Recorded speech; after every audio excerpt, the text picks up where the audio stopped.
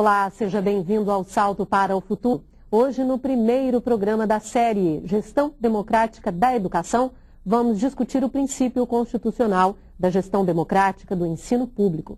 Para este encontro, convidamos o professor da PUC de Minas Gerais, Carlos Jamil Cury, a assessora da Prefeitura de Belo Horizonte, Rita Coelho, e Maria Beatriz Luce, membro da Câmara de Educação Básica do Conselho Nacional de Educação. Contamos ainda com a participação da pedagoga Maria Carneiro, direto do estado do Maranhão. Participe você também do Salto para o Futuro. Mande já a sua mensagem. Você pode participar do Salto ao vivo pelo telefone 0800 21 6689. Via internet, salto@tvebrasil.com.br ou ainda pelo fax. Disque o código da operadora, o DDD 21 e o número 2232-3271. Nosso fax e e-mail estão 24 horas à sua disposição. Você também pode entrar em contato conosco pela caixa postal 50050 CEP 20062-970. Envie suas perguntas, relate suas experiências, participe. Bom, primeiro eu quero agradecer a presença de vocês no programa de hoje, começar com o professor Carlos Roberto Jamil Cury, que é formado em filosofia, pesquisador na área de educação, como eu disse na abertura do programa, professor da PUC de Minas Gerais, membro do Conselho Nacional de Educação e ex-presidente da CAPES. É também autor de diversas obras que discutem a gestão democrática. Professor, então gostaria que o senhor começasse com a conceituação do papel do Conselho Estadual de Educação. Quais são as principais características de um Conselho de Educação em nível estadual? Bem, Bárbara, os conselhos, de modo geral, eles são uma forma de participação da sociedade nos destinos de um direito consagrado da cidadania. E a educação é um desses direitos da cidadania. Então, desde 1834, quando a educação básica passou para as províncias, havia esta necessidade das famílias e de outros representantes locais poderem participar das coisas referentes à educação. Isso foi evoluindo. Em 1934, a Constituição de 34, ela obriga a constituição de conselhos estaduais de educação para terem a aplicação da lei, um modo de aplicar a lei que é bastante genérica, mas quando ela chega nos rincões mais diferentes e complexos do nosso país, esta lei possa se adequar, né?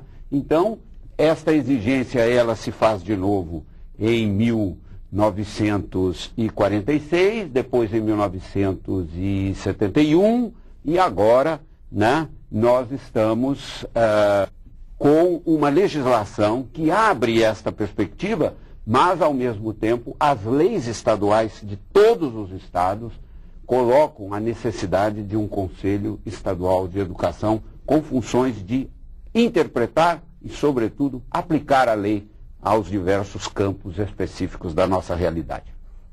Tá certo. Queria passar para a professora Rita Coelho, que é assessora, como disse, da Secretaria Municipal de Belo Horizonte, consultora do MEC na formação e execução do Programa Nacional de Capacitação de Conselheiros de Educação, chamado Pró-Conselho. Foi conselheira do Conselho Municipal de Educação de Belo Horizonte entre 2001 e 2004, quando coordenou a Câmara de Educação Infantil. Também eleita presidente da União Nacional dos Conselhos Municipais de Educação no Brasil, na gestão 2001 e 2002.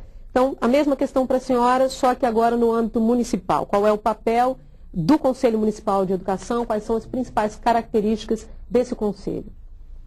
Bom, no caso do Conselho Municipal de Educação, ele tem, a partir da Constituição de 88, um novo reconhecimento, uma nova perspectiva, né, que é a de ser um órgão do Sistema Municipal de Educação. Embora já existissem no Brasil conselhos municipais de educação, é só a partir da Constituição de 88, com o reconhecimento do município como ente federado, né, com possibilidade de organizar o seu sistema municipal de ensino autônomo, que o Conselho Municipal, então, passa a existir, embora a nossa Constituição não defina a existência de conselho, mas sim de um órgão normativo de sistema, né, ele passa a existir com mais força na realidade brasileira, com mais amplitude, né, e com um caráter de órgão de Estado, de órgão de sistema educacional, né. Apresenta também os mesmos desafios da atuação do Conselho Estadual, que é o da representatividade, o da participação, o da mediação entre governo e sociedade, com algumas condições mais complexas ainda, né? Dentre elas a ausência, né, de uma tradição de reconhecimento ao município e ao papel do município como ente federado. Ok. Professora Maria Beatriz Lúcia, conselheira da Câmara de Educação Básica, Conselho Nacional de Educação, professora titular de Política e Administração da Educação na Universidade Federal do Rio Grande do Sul. Seu tema de estudo é o novo ordenamento constitucional, legal e institucional da educação. Dedica um tema especial, ali, uma atenção especial aos temas da organização federativa e os sistemas de ensino e a gestão democrática da e na educação. Atualmente, a senhora está concluindo a produção de um livro sobre gestão escolar democrática, concepções e vivências. Então, como membro, como integrante do Conselho Nacional, qual é o papel e as atribuições desse Conselho Nacional para que o telespectador possa entender melhor esse papel? Bem, com muito prazer, eu aproveito inicialmente para comentar que este livro que estou organizando com a professora Isabel Letícia Medeiros é resultante exatamente de um programa que nós fizemos aqui durante uma semana, no mês de novembro do ano passado, sobre o tema da gestão democrática. As perguntas, a participação das pessoas nos animaram tanto que nós resolvemos tomar aqueles textos iniciais que estão até hoje, né, disponíveis no Salto, no site do Salto, e ampliar, complementar, até convidar outros autores e, enfim, foi um grande estímulo. Mas, falando um pouquinho sobre o Conselho Nacional de Educação, que eu tenho a honra de integrar, indicada que fui na lista, e eu acho que é importante falar um pouquinho como é que se forma um conselho, né? Na lista oferecida por entidades da área dos professores e pesquisadores de educação. E nesta lista de nomes que são sugeridos, aí o ministro da Educação aponta ao presidente da República, que é quem faz a nomeação para os cargos. Mas como a professora Rita disse, nós todos sempre valorizamos muito os conselhos como o órgão que permite o tratamento plural, né, participado nas decisões mais importantes da política educacional, né? Nós muitas vezes associamos os conselhos a o ente que apenas toma decisões normativas, né, sobre interpretação das leis. E sim, este, de fato, é um campo, é um trabalho importante dos conselhos. Mas nós, nesse conceito de aperfeiçoamento da democracia e de tentar a produção de uma democracia cada vez mais radical, mais profunda, também entendemos que o papel dos conselhos é, sim, na formulação da política. É tomar medidas, digamos, proativas e não só reativas, respondendo a consultas. Então, esta é também uma postura contemporânea dos conselhos. Agora, sobre o Conselho Nacional de Educação, eu considero importante dizer que o Conselho Nacional de Educação exerce as funções um pouco de concertação, de mediação, de promoção do entendimento. Cada vez mais vem exercendo essas funções e lutamos para que se aprofundem essas funções de entendimento junto com os conselhos estaduais e os conselhos municipais. E nós temos tido a felicidade de poder contar com a representação do Fórum dos Conselhos Estaduais e da União Nacional dos Conselhos Municipais de Educação, ainda no dia de hoje, lá em Brasília, nas sessões do Conselho Nacional de Educação. Ok. A primeira participação de hoje é da Ivoneide de Goiás. Oi, Ivoneide. Boa noite. Eu sou Ivoneide Treposo, Corocalina, da cidade de Goiás. Tem uma parte no texto que nos chamou a atenção, que é a minha e da Cida, que fez a pergunta. Fala assim: gestão democrática da educação é, ao mesmo tempo, transparência e impessoalidade, autonomia e participação, liderança e trabalho coletivo, representatividade e competência. Pergunto: colocada dessa forma, a gestão democrática da educação pública nos passa uma ideia de perfeição. Podemos encontrar problema para implantar este sistema? Quais? Boa noite e muito obrigado. Muito obrigada, Ivoneide, pela sua participação no programa de hoje. Eu conto com você, é claro, ao longo dessa série inteira. A gente está só no comecinho. Obrigada, viu? Professor Jamil. Autor desta frase. Autor do texto que faz parte do boletim de hoje, né? Do texto de hoje. Bem, isto significa, Ivoneide, uma coisa muito simples. A gestão democrática, ela procura criar algo de novo. A noção de gestão, né, contém dentro de si a ideia do novo. Porque a palavra gestão, né, ela vem de geração. Gerar alguma coisa. E gerar é gerar o novo, alguma coisa nova.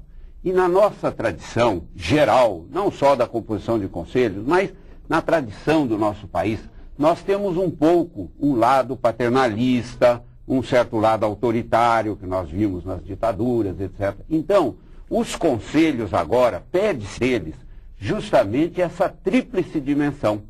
Uma dimensão de competência técnica, porque os conselhos vão ter que trabalhar leis, normas, regimentos, etc. Compromisso político, porque nós estamos diante de um direito da cidadania, que é o direito dos nossos filhos de terem uma educação de qualidade, mas nós, sendo um órgão de Estado, nós temos o dever de prestar contas para a sociedade. E essa prestação de contas, ela primeiro precisa ser de ouvido, a gente tem que ouvir. Né? Então, por isso é que tem este conjunto de exigências. Mas atenção, minha colega, isto a gente vai construindo, isto a gente vai fazendo.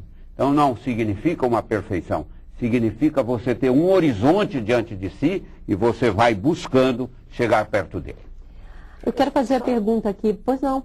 Eu só queria fazer uma complementação, porque acho que quando o Cury coloca no texto esses aspectos, ele está colocando e evidenciando critérios da gestão democrática, né?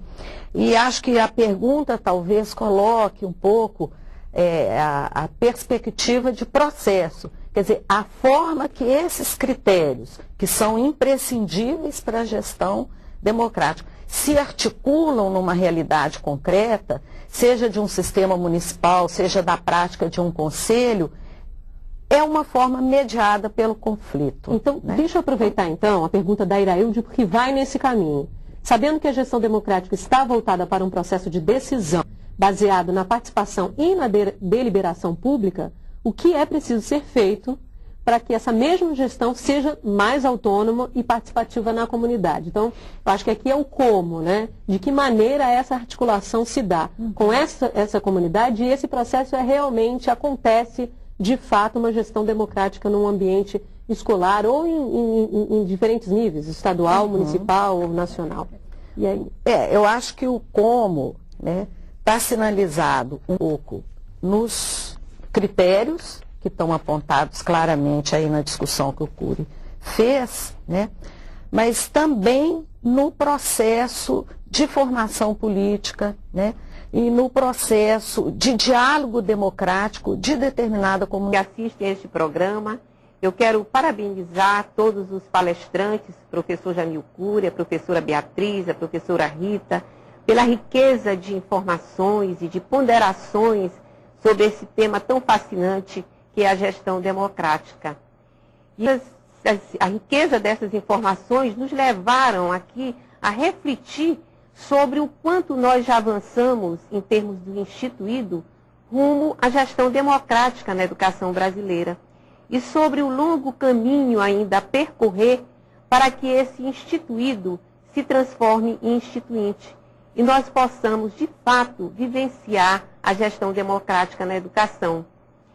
E eu entendo que nesse caminho é importante, é de vital importância, a formação continuada dos profissionais de educação, gestores, supervisores, orientadores educacionais, professores, porque é necessário que nós nos apropriemos de todo esse referencial teórico, tanto filosófico como pedagógico e legal, que fundamenta e dá respaldo à gestão democrática, para que nós possamos nos dar conta da necessidade de ampliação de espaços institucionais de participação e deliberação coletiva, como os conselhos municipais de educação, ainda em número reduzido no Brasil.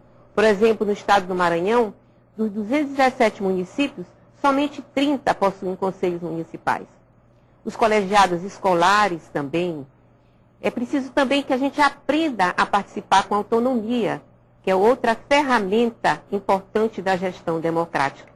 E eu entendo que é no...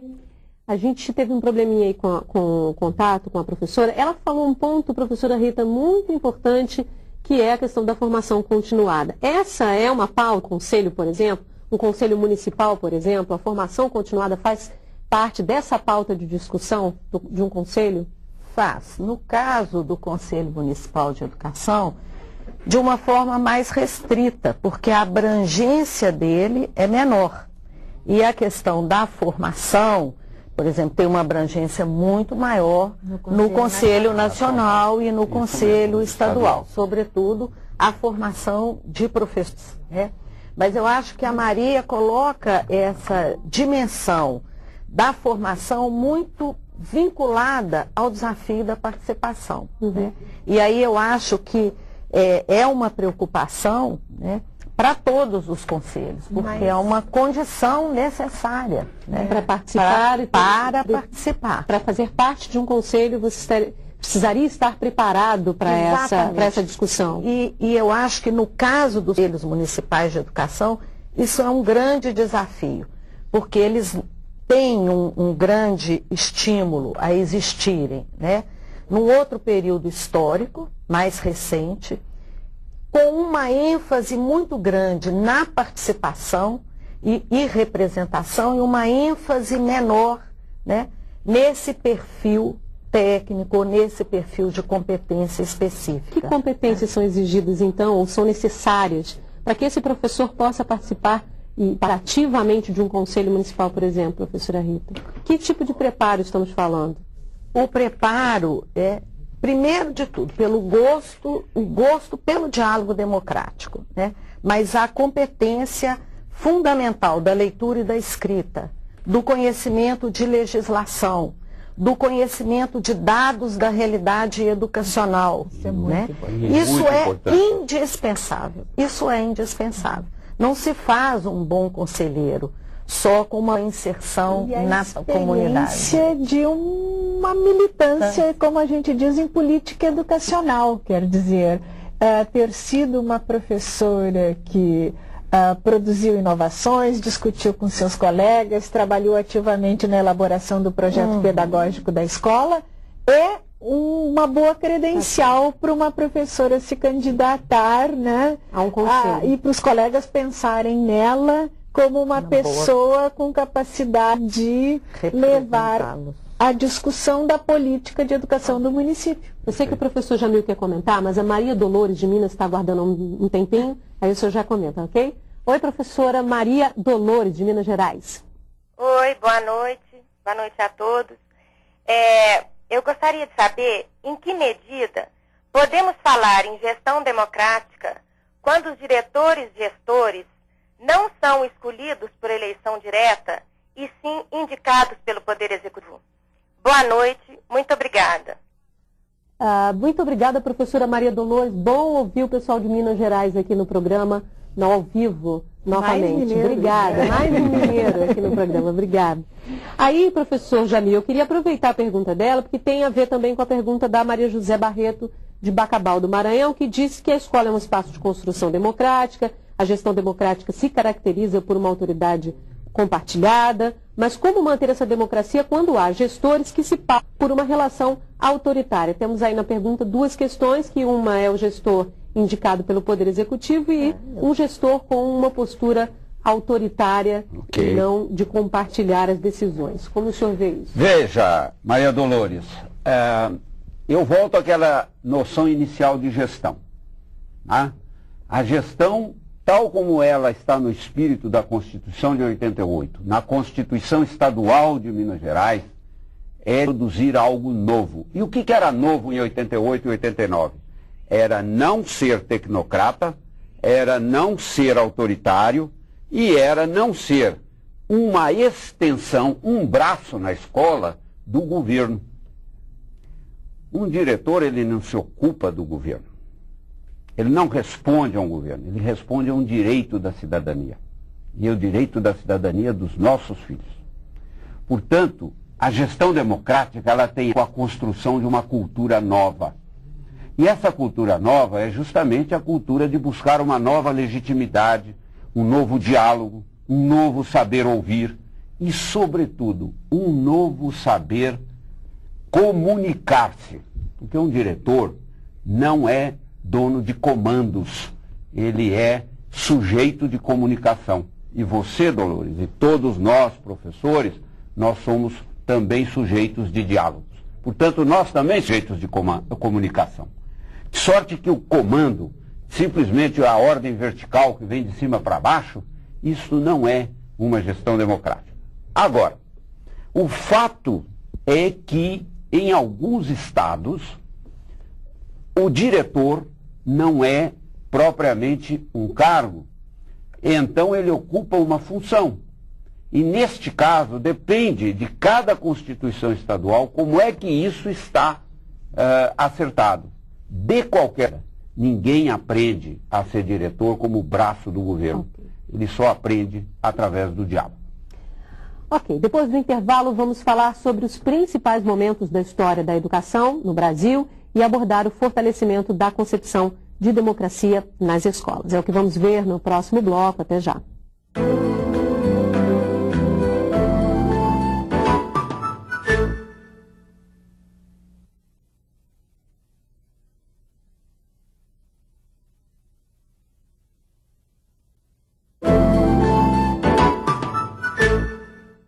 Do Manifesto dos Pioneiros da Educação Nova, em 1932, ao Plano Nacional de Educação, regulamentado em 2001, a construção de uma escola pública democrática tem sido um desafio para a sociedade. Confira na reportagem alguns momentos marcantes da história da educação no país e veja como esses momentos influenciaram a noção de democracia nas escolas. Em 1932, 2 anos após a criação do Ministério da Educação, foi publicado o Manifesto dos Pioneiros da Educação Nova. O documento defendia uma escola laica, obrigatória, pública e gratuita. Acho que o Manifesto dos Pioneiros, que tem Anísio Teixeira, né, a sua maior expressão, ele aparece na história da educação brasileira nesse movimento, né, que havia por uma participação maior, uma necessidade de se construir o que seria a identidade nacional, né, a identidade no campo da cultura, da educação, das artes, enfim.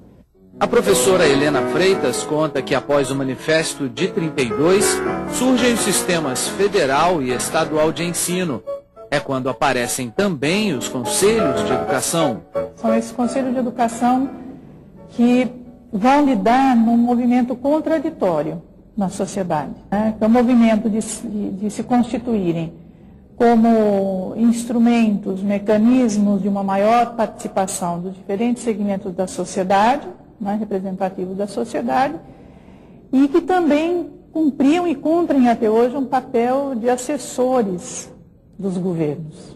Na Constituição de 1934, pela primeira vez o Brasil formula um projeto para a educação nacional.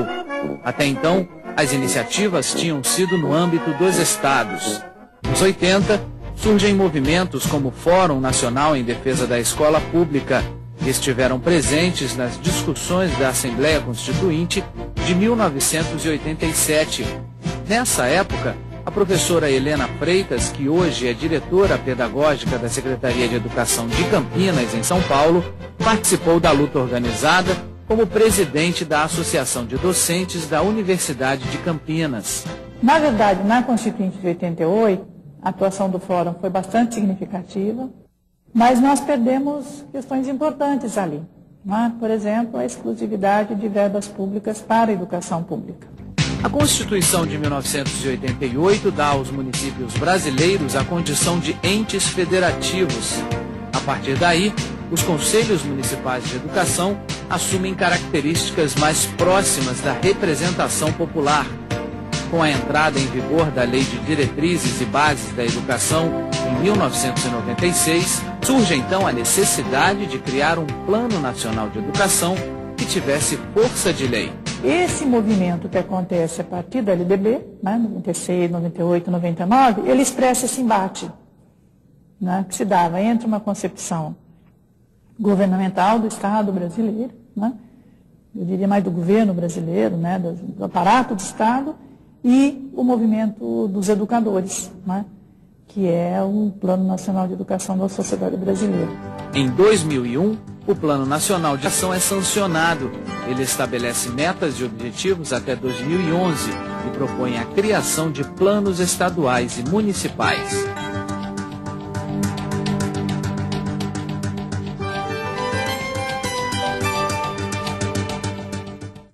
Bom, professora Beatriz, eu sei que a senhora quer comentar o vídeo. A senhora falava aqui que é um pouco contrária à posição da professora Helena quando diz que os conselhos, até hoje, cumprem ali de uma certa forma um papel de assessores